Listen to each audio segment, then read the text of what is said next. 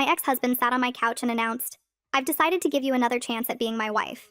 He was standing at my door at midnight on a Tuesday with all his belongings, like the last 2 years hadn't happened, and our 3 kids hadn't spent months in therapy dealing with him abandoning them for his 24-year-old coworker. "Robert, what are you doing here?" He pushed past me into the house he'd left without warning. "Ashley dumped me for someone younger. Can you believe that? After everything I gave up for her, she found someone with more money. So I'm back. Where's my spot in the garage?" He was serious about moving back in like nothing had happened. "Your spot? You haven't lived here for 2 years. The divorce was finalized 18 months ago." He laughed and sat on the couch. "That divorce was a mistake. We both know that. You were emotional and I was confused.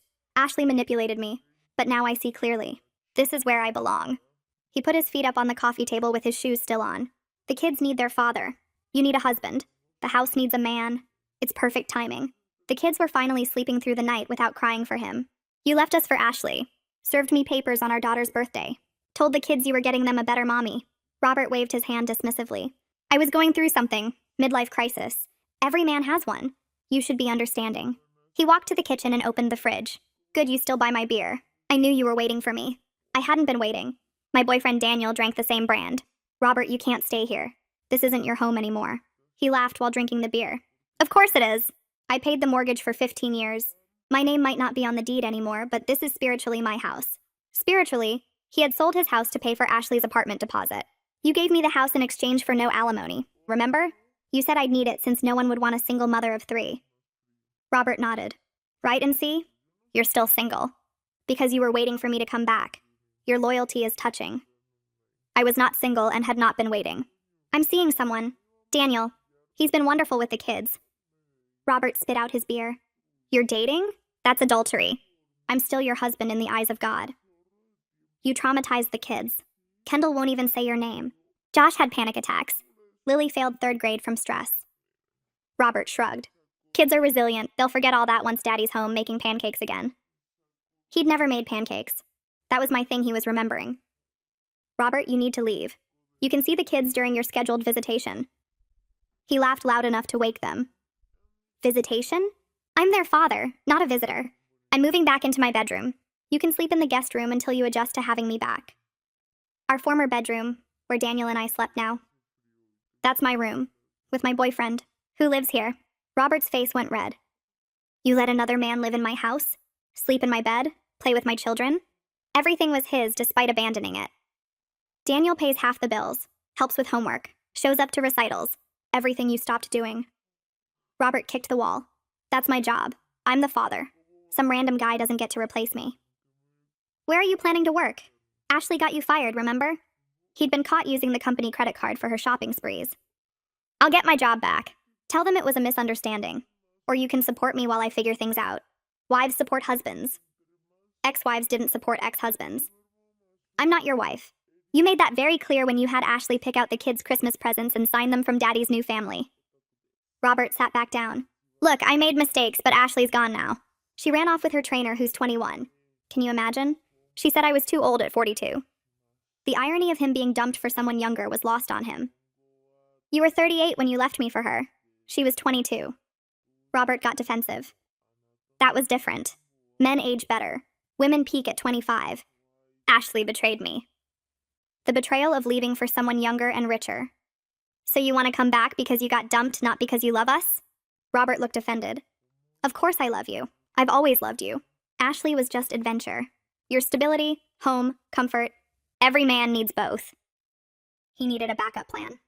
The kids have stability with Daniel and me. They're happy. Finally happy. Robert stood up aggressive. Daniel. I'm sick of hearing about him. Call him now. Tell him to pack his things. The real man of the house is back. That's when Daniel walked in from his night shift. Robert? What are you doing here? Robert puffed up. Taking my family back. You can leave now. Thanks for keeping my spot warm. Daniel looked at me confused. Ashley left him.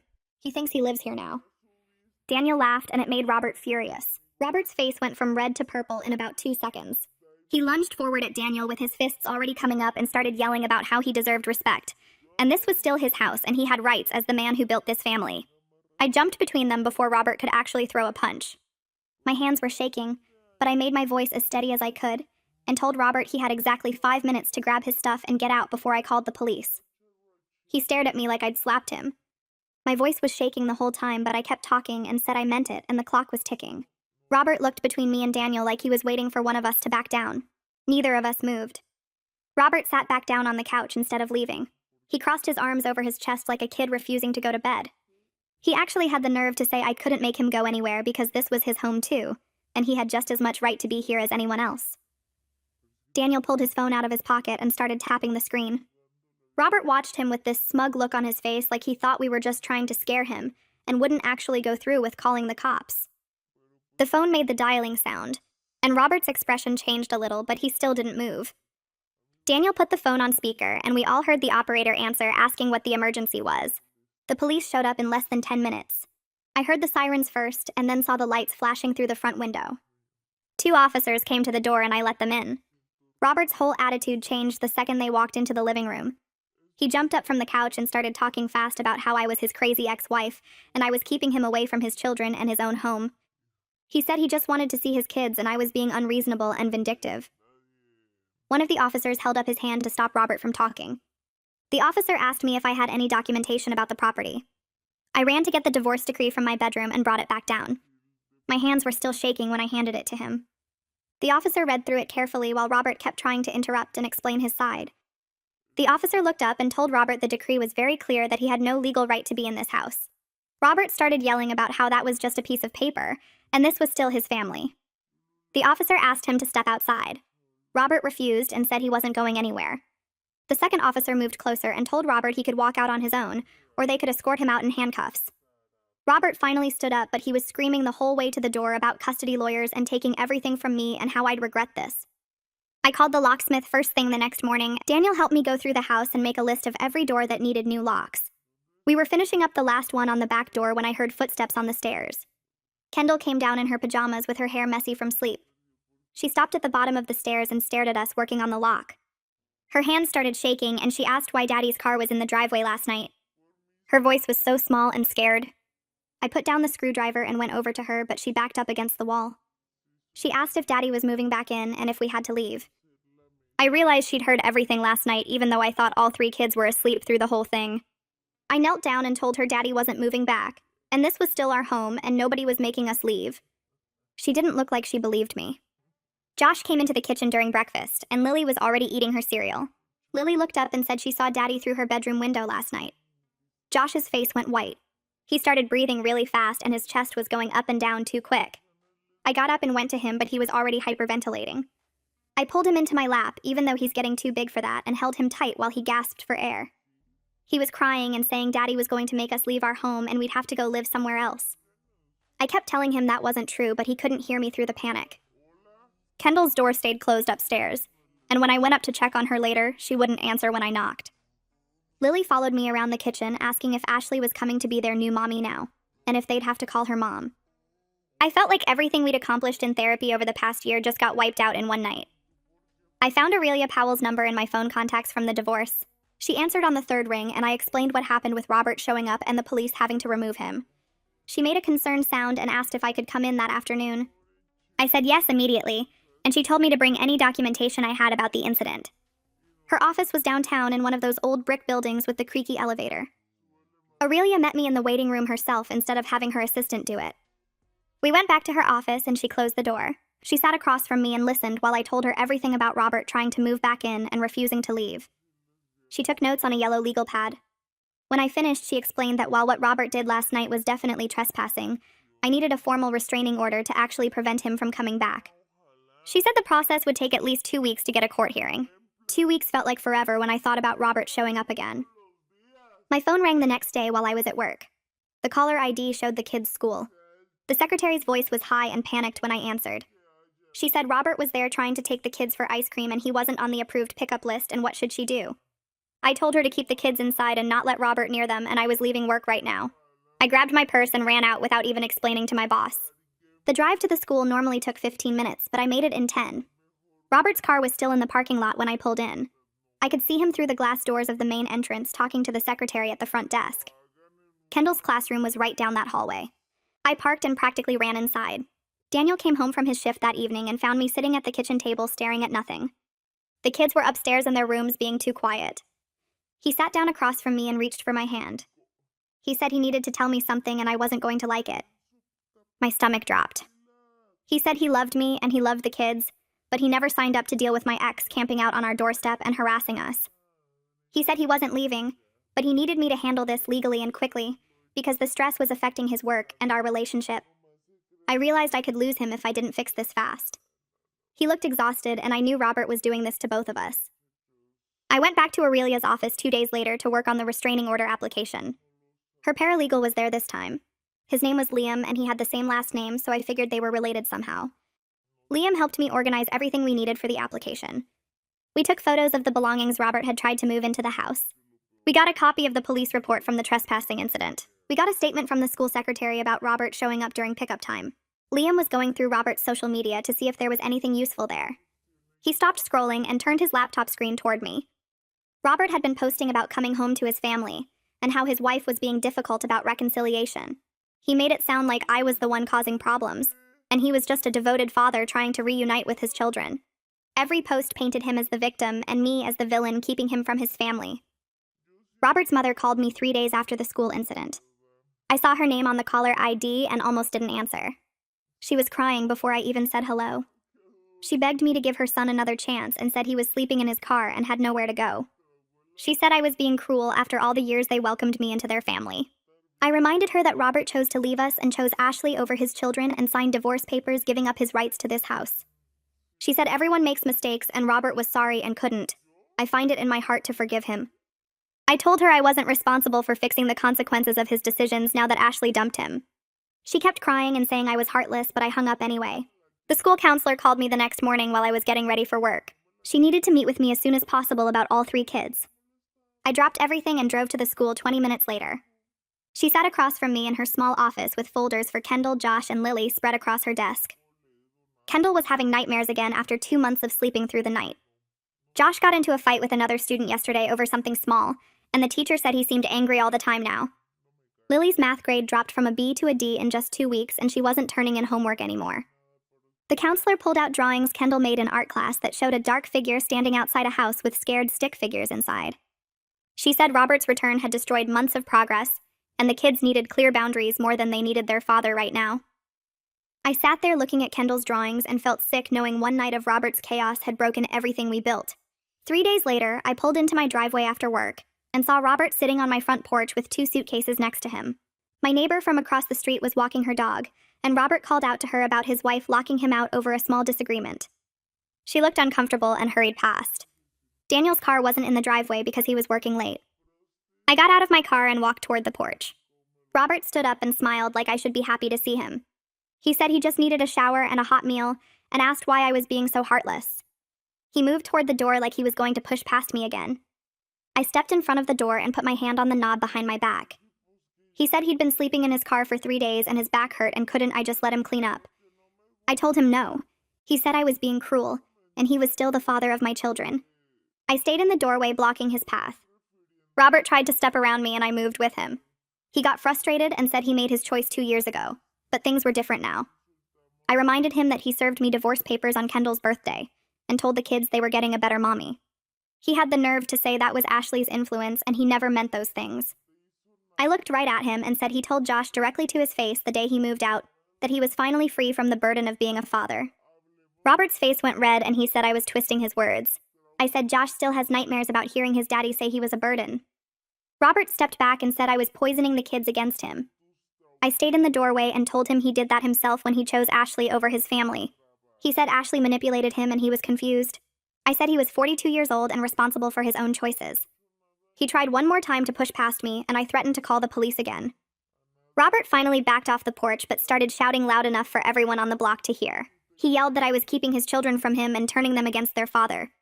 He said I was vindictive and cruel, and he'd make sure everyone knew what kind of person I really was. He got in his car and slammed the door hard enough that I heard something crack. He sat there for a minute staring at me through the windshield. Then he drove away fast enough to leave tire marks on the street. I stood on the porch shaking and trying to catch my breath. My neighbor Catalina came over from next door a few minutes later. She asked if I was okay and said she heard everything. She offered to testify about his harassment if I needed her for any legal stuff. She said she'd been watching him show up and bother me, and she wanted to help however she could. I thanked her and felt less alone knowing someone else saw what was happening. The restraining order hearing happened 2 weeks after Robert first showed up at my door. I sat next to Aurelia in the courtroom waiting for our case to be called. Robert walked in wearing a suit I'd never seen before that looked too big on him. He sat on the other side of the room and kept looking over at me like I was the one causing problems. The judge called our case and we all stood up. Robert told the judge I was vindictive and preventing him from having a relationship with his children. He said he made mistakes, but he was trying to fix things and I was being unreasonable. Aurelia stood up and presented all our paperwork. She had the police report from the trespassing incident. She had statements from the school counselor about the kids' trauma and regression. She had photos of Robert's belongings he tried to move into my house. She had screenshots of his social media posts painting himself as the victim. The judge looked through everything while Robert kept interrupting to say it was all lies.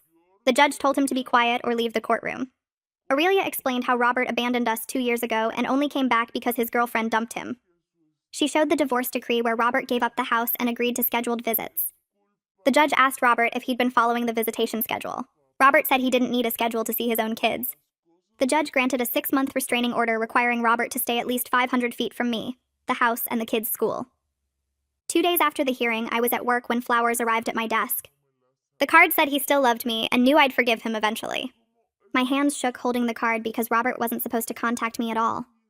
I called Aurelia right away, and she said to bring her the flowers and card immediately. I left work early and drove to her office. She took photos of everything and filed a violation report that afternoon. The police arrested Robert that evening at his mother's house where he'd been staying. He spent 3 days in jail before his mother bailed him out. Aurelia told me later that his mother took out a loan she couldn't afford to get him out. Daniel came home from work that night and found me crying at the kitchen table. The kids were upstairs doing homework. He asked what was wrong, and I told him about the flowers and Robert getting arrested. He sat down and was quiet for a long time. Then he said he was tired of the constant drama and felt like Robert would always be hanging over our relationship. He said he loved me, but this was affecting his work and his sleep, and he didn't know how much more he could take. I broke down crying harder and said I was doing everything I could legally, but I couldn't control Robert's delusions. Daniel's face changed and he reached across the table for my hand. He said he wasn't going anywhere and he was sorry for making it sound like he might leave. He said he just needed me to hear how hard this was for him too. We sat there holding hands while I cried and he kept saying it was okay. Kendall's therapist called me a week later. She said Kendall finally opened up about seeing Robert again. Kendall told her therapist she didn't want to see her father anymore because he scared her and she didn't trust him. The therapist said Kendall was very clear about her feelings and seemed relieved to say them out loud. Josh's therapist called the next day with similar news. Josh said his dad made him feel bad about himself and he was happier when his dad wasn't around. Lily told her therapist she couldn't remember much good about her dad and she liked Daniel better. I sat in my car after the third call and realized my children had already made their choice about Robert. No court order or visitation schedule would change how they felt. They were old enough to know who made them feel safe and who didn't. Saturday morning, someone knocked on my door and I looked through the window to see Robert's mother standing there. I almost didn't open it, but she called through the door that she needed to apologize. I opened the door but didn't invite her in. She looked older than I remembered, and her eyes were red like she'd been crying. She said she needed to say sorry for enabling Robert's behavior. She told me she found out Robert had been lying to her about wanting to get back together with me. He'd actually been dating someone new already and just needed a place to stay after Ashley kicked him out. She said she felt ashamed for pressuring me to take him back without knowing the truth. She'd believed his version of events where I was the villain keeping him from his family. Now she knew he'd been manipulating her the same way he manipulated everyone else. I asked her why she was telling me this now. She said she couldn't keep pretending her son was the victim when he kept hurting everyone who tried to help him. She said she loved her grandchildren, but understood if they didn't want to see her anymore after she took Robert's side. I told her the kids could still see her if they wanted to, but it would be their choice. She nodded and left without asking to come inside. Aurelia helped me file papers to change the custody agreement 2 weeks later. We requested that Robert have no visits unless he completed parenting classes first. He also had to keep stable housing and a job for 6 months straight. Most importantly, the kids had to agree to see him after working with their therapist to prepare.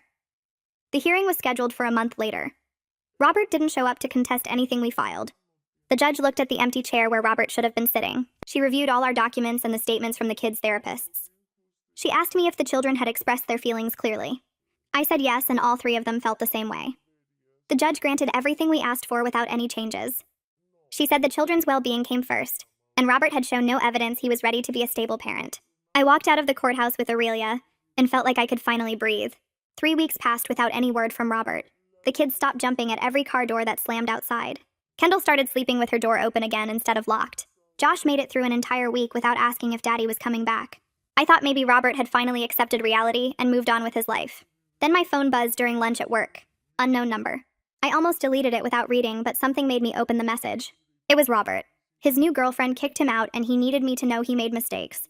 But he was still the father of my children, and I couldn't erase him from their lives. The message went on for 3 paragraphs about how everyone abandoned him, and I was the only one who understood him, and the kids needed their real father. I read it twice, trying to feel something other than tired. No anger came, no sadness either.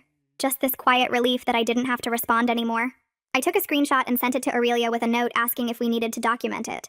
She replied within minutes telling me to block his number immediately. I did. The blocked confirmation screen felt like closing a door I should have locked years ago. Daniel came home that Thursday with this weird smile on his face. He told the kids to pack bags for the weekend because we were going somewhere special. Kendall asked where, and he just said it was a surprise near the ocean. The kids ran upstairs screaming about the beach while I stood there confused because Daniel had never mentioned any beach house before. He explained his parents owned a small place on the coast that they rarely used, and he thought we needed to get away from everything for a few days. I hugged him right there in the kitchen because he somehow knew exactly what we needed without me having to ask. The drive took 3 hours, and the kids sang along to the radio the entire way. No one mentioned Robert. No one looked nervous or scared. When we pulled up to the beach house, I saw this tiny blue cottage with white shutters sitting right on the sand. The kids bolted out of the car before I even turned off the engine. They ran straight to the water, and I watched them splash in the waves like they were normal children who hadn't spent the last 2 months dealing with their father's chaos. Daniel grabbed my hand, and we walked down to join them. Kendall spent Saturday afternoon building sandcastles with Daniel. She kept asking him to help her make the towers taller, and he showed her how to pack the sand tight so it wouldn't fall apart. Josh collected shells along the shoreline without looking over his shoulder every few minutes. He found this perfect spiral one and ran back to show me with actual excitement in his eyes instead of anxiety. Lily played in the shallow water until she got tired and climbed into my lap while the sun started setting. She fell asleep against my chest with her hair still damp and sandy. I sat there holding her and watching Kendall and Josh laugh with Daniel, and felt this weight lift off my shoulders that I didn't even know I was carrying. We were going to be okay. Not because Robert was gone or because the court said he couldn't contact us. We were going to be okay because we had each other and we finally had peace. The school counselor called 6 weeks after the judge modified the custody agreement. She said she needed to give me an update on the kids' progress. All 3 of them were back to their previous levels before Robert showed up again. Kendall was sleeping through the night and participating in class discussions. Josh's grades went back up and he was playing with friends at recess again. Lily stopped having meltdowns over homework and her teacher said she seemed happy. The counselor told me the clear boundaries and Robert's absence gave them permission to feel safe again. Kids needed to know the adults in their lives would protect them even when it was hard. I thanked her and hung up feeling like maybe I hadn't failed them completely. Protecting them from their own father felt harsh when I was doing it, but hearing that they were healing made it worth every hard decision. 2 months went by without any contact from Robert. Daniel and I were cooking dinner together on a random Tuesday when he stopped chopping vegetables and looked at me with this serious expression. He said he wanted to officially adopt the kids if I was open to the idea. They were already his children in every way that actually mattered, and he wanted to make it legal, so they would know he wasn't going anywhere. Before I could even respond, the kids came running into the kitchen because they heard what he said. They started cheering and jumping around like Daniel just told them we were going to Disney World. Kendall hugged him so tight I thought she might crack his ribs. She whispered something in his ear and he got tears in his eyes. Later he told me she said he was the real daddy because he stayed. Josh and Lily were hanging off his arms asking when it would be official, and if they could change their last names. I stood there watching my family celebrate and knew this was exactly what we were supposed to be. Not the family Robert tried to force us back into. This one. The one we built together after everything fell apart. The one that chose each other every single day.